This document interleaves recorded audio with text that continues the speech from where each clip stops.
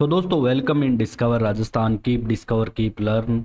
दोस्तों जो आपके कोई भी एग्ज़ाम दे रहे हो, पशु परीक्षर का दे रहे हो, सीईटी एलडीसी स्टेनो, इसके अलावा कोई भी आप अधीनस्थ बोर्ड या आरपीएससी का एग्ज़ाम दे रहे हो, सब में आपके लिए क्लास सहायक रहने वाली है।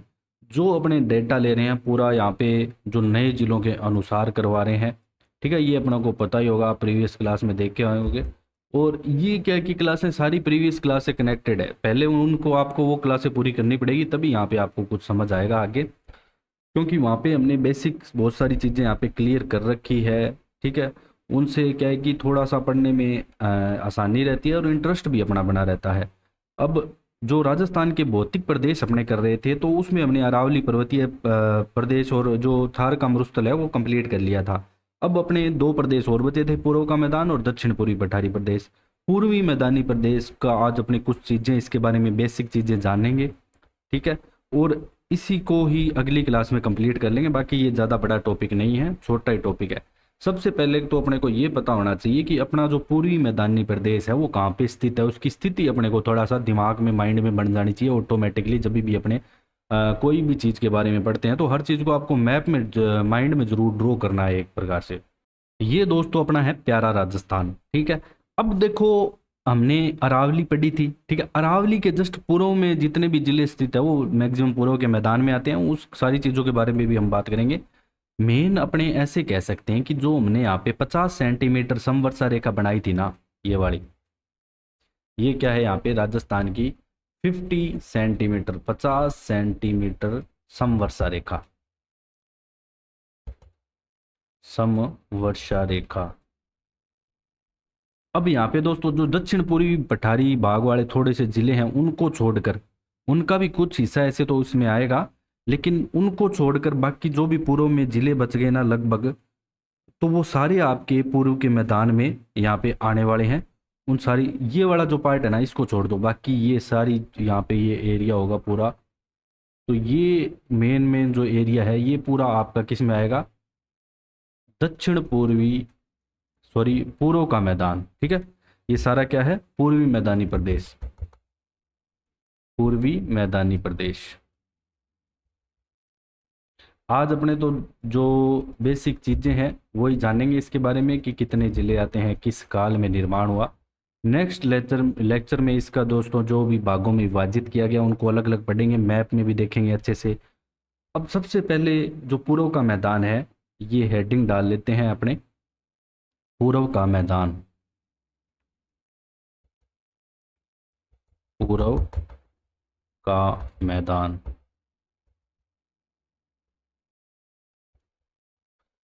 अब पूर्व का मैदान है, इसमें सबसे पहले अगर अपने बात करें तो ये तीसरा सबसे प्राचीन है। जो अपने चार भौतिक प्रदेश पढ़ते हैं ना दोस्तों, उसमें तीसरा सबसे प्राचीन प्रदेश, सबसे प्राचीन है अरावली पर्वतमाला, तीसरा सबसे प्राचीन।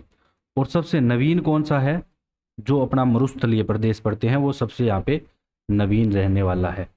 ठीक है, इसके अलावा इसे राज्य का हृदय स्थल भी कहा जाता है। क्या कहा जाता है, राज्य का हृदय स्थल, हृदय स्थल कहा जाता है।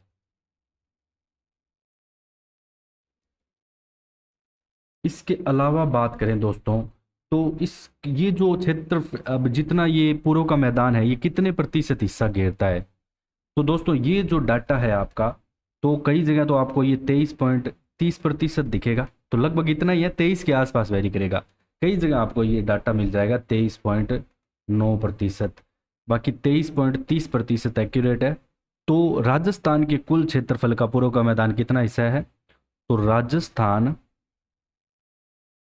राजस्थान के कुल क्षेत्रफल का,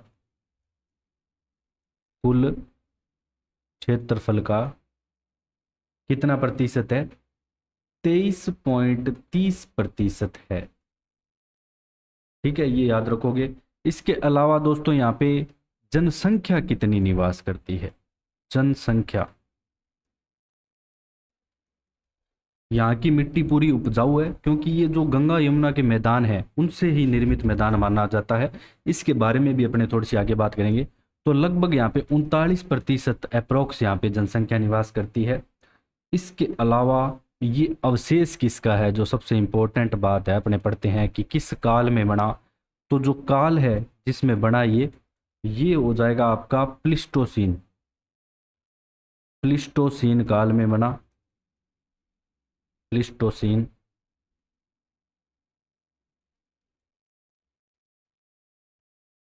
ठीक है। और इसके अलावा ये अवशेष किसका है, अवशेष ये सेम होगा किसका, थार के मरुस्थल में जो था तेथिस सागर का अवशेष है। तेथिस सागर का अवशेष इसे माना जाता है। ये सारी चीजें होगी। इसके बाद दोस्तों अगर अपने बात करें यहाँ की, अगर आपको पूछ ले कि जलवायु किस प्रकार की है, ये जो प्रदेश आपको दिख रहा है इसकी जलवायु कैसी है, तो यहाँ पे जो जलवायु है वो आर्द्र रहने वाली है। ठीक है, अच्छी खासी वर्षा यहाँ पे होती है। अगर बात करें मृदा, तो ये इंपॉर्टेंट है। मृदा अपने एल्फी सोल से यहीं पढ़ते हैं। तो यहाँ पे जो मृदा पाई जाती है वो कैसी पाई जाती है, मृदा आपको यहाँ पे मिलेगी अल्फी सॉइल्स, अल्फी सॉइल्स। अब इसको अपने थोड़ा विस्तार से है ना वहाँ पे जानेंगे कि अल्फी सॉइल्स क्या होता है, क्या खास बात होती है अल्फी सॉइल्स की। ठीक है, इसको अपने बाद में वहाँ पे पढ़ेंगे जब अपने मिट्टियों का अध्ययन करेंगे अच्छे से। जलवायु आर्द्र होगी। अब 50 सेंटीमीटर समवर्षा पश्चिम से पूर्व की ओर, ढाल इसका पूर्व की ओर है क्योंकि सारी नदियां यहाँ से जो निकलेगी, जैसे राजसमंद से बनास में निकल रही है तो वो भी यमुना में जाके मिल रही है। ठीक है, पहले चंबल में मिल रही है फिर चंबल यमुना में मिल रही है, इनडायरेक्टली मतलब यमुना ही में मिलना हो गया। तो मतलब पूर्व की ओर नदियां बह रही है तो ढाल तो इसका पूर्व की ओर होगा। इस मैदान का जो यहाँ पे ढाल है ना वो किस ओर होगा, पूर्व की ओर होगा। ये कोई याद रखने वाली बात नहीं, आप कॉमन सेंस से थोड़ा लिख सकते हो। अब अपने क्या चीजें लिख लेते हैं, अब लिख लेते हैं कि पश्चिम से पूर्व की ओर, पश्चिम से पूर्व की ओर, पश्चिम से पूर्व की ओर 50 सेंटीमीटर समवर्षा रेखा, समवर्षा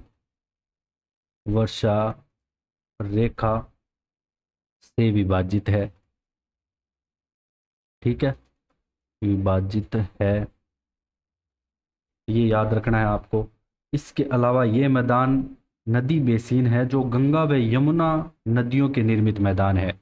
ये जितने भी मैदान है क्या है, नदी बेसिन। अब दोस्तों आपके माइंड में आएगा कि बेसिन क्या होता है।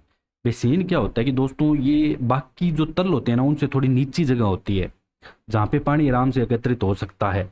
इसको और अपने डीपली आगे पढ़ेंगे कि यह मैदान, अपने को ये ध्यान रखना है, ये हिस्सा गंगा यमुना नदी से निर्मित मैदान का हिस्सा है।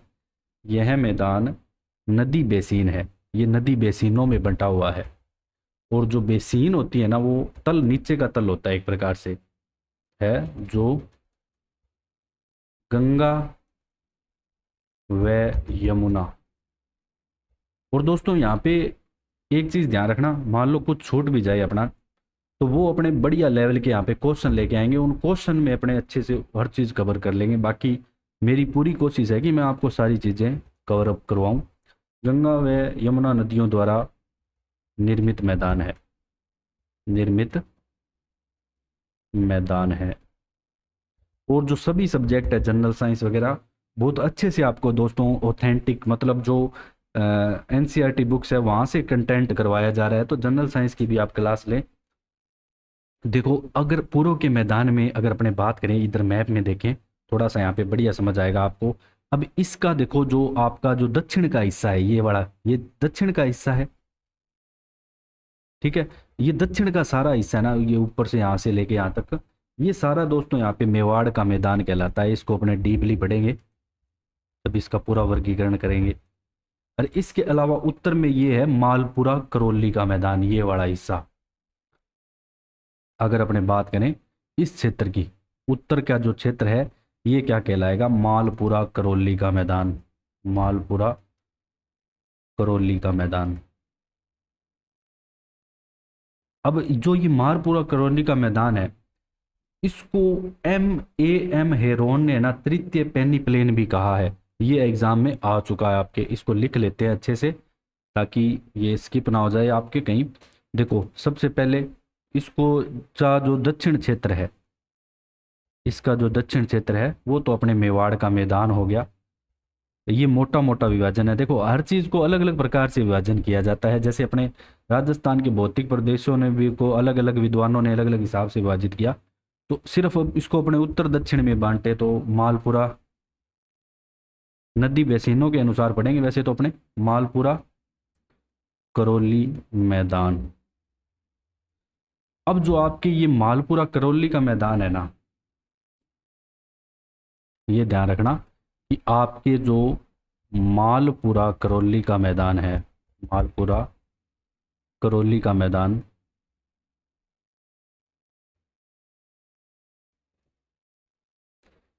इसको क्या कहा, तृतीय पेनिप्लेन, तृतीय पेनिप्लेन।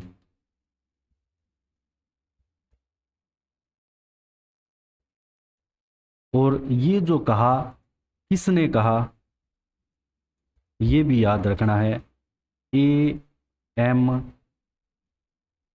हेरोन के द्वारा यहाँ पे ये बात कही गई। ठीक है, ये सारी चीजें आपको याद रखनी है। इसके अलावा दोस्तों बात करें कितने जिलों में फैला है ये। ठीक है, अब यहाँ पे ये बात करें, वर्तमान की बात करें तो 18 जिलों में। तो वर्तमान में 18 जिलों में, पहले 11 थे अब 18 जिलों में।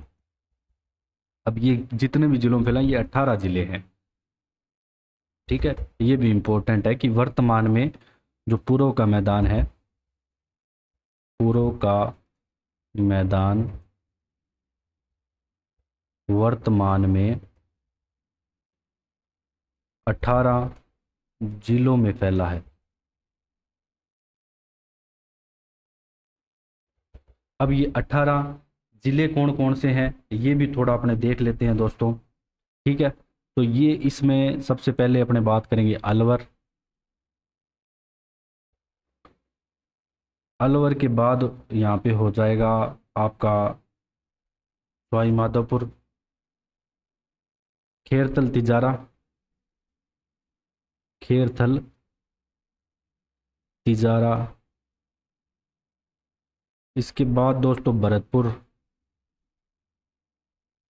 ये नया जिला है। ठीक है, भरतपुर के बाद डीग, डीग भी नया जिला है जो कि भरतपुर से अलग होके बना। धौलपुर हो गया, फिर करौली आ गया आपके।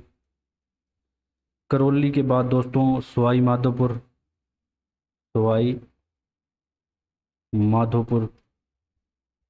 अब इससे अलग होके बना गंगापुर सिटी, ये भी नया जिला है, गंगापुर सिटी।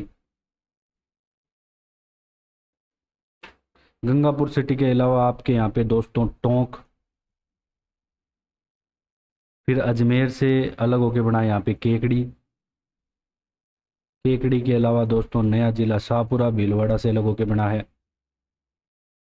डूंगरपुर, नया जिला दूदू जो राजस्थान का सबसे छोटा जिला है। इसके अलावा बांसवाड़ा प्रतापगढ़, बांसवाड़ा प्रतापगढ़, दौसा जयपुर ग्रामीण, दौसा जयपुर ग्रामीण, जयपुर ग्रामीण हो गया और जयपुर। ये 18 जिले दोस्तों आपके पूर्व के मैदान में आ जाएंगे। तो ये गंगा का मैदान का ही प्रवाह है और इनके कुछ भाग आपको टीले नुमा भी है जिसके कारण इसे पिडमांट का मैदान भी कहा जाता है इस एरिए को। ठीक है, अब इसमें मेन अपने बनास, चंबल और माही बेसिन के बारे में पढ़ते हैं।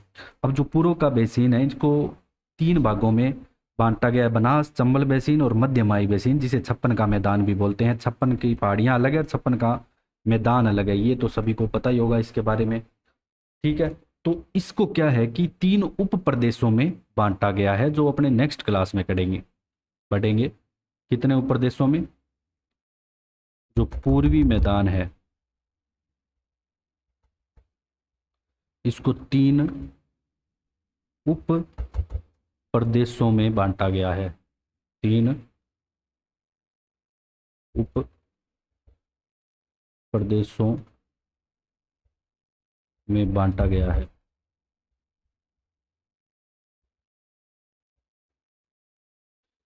कौन कौन से हो जाएंगे दोस्तों? सबसे पहला हो जाएगा यहाँ पे बनास बाण गंगा बेसिन, या बनास बेसिन एक ही बात है, बनास बाण गंगा बेसिन। दूसरा दोस्तों आपके हो जाएगा चंबल बेसिन।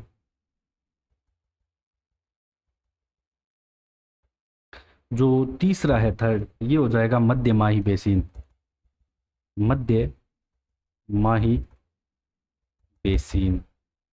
ठीक है, जिसे 56 का मैदान भी बोलेंगे, 56 का मैदान। अब इन तीनों को भी वैसे कोई बड़ा नहीं है डाटा, ये इन तीनों को में भी अलग अलग जैसे ज़िले आएंगे, फिर उसके बारे में और कुछ नहीं पढ़ना, ज़्यादा चीज़ें थोड़ी बहुत नदियाँ देखनी है कि कौन कौन सी यहाँ से नदी निकल रही है, उतने जानना है। बाकी तो ज़्यादा इसमें इतनी इम्पोर्टेंट चीज़ें नहीं हैं। इसको अपने नेक्स्ट लेक्चर में पूरा करेंगे। तो आज के लिए बस इतना ही। So thanks for joining discover Rajasthan.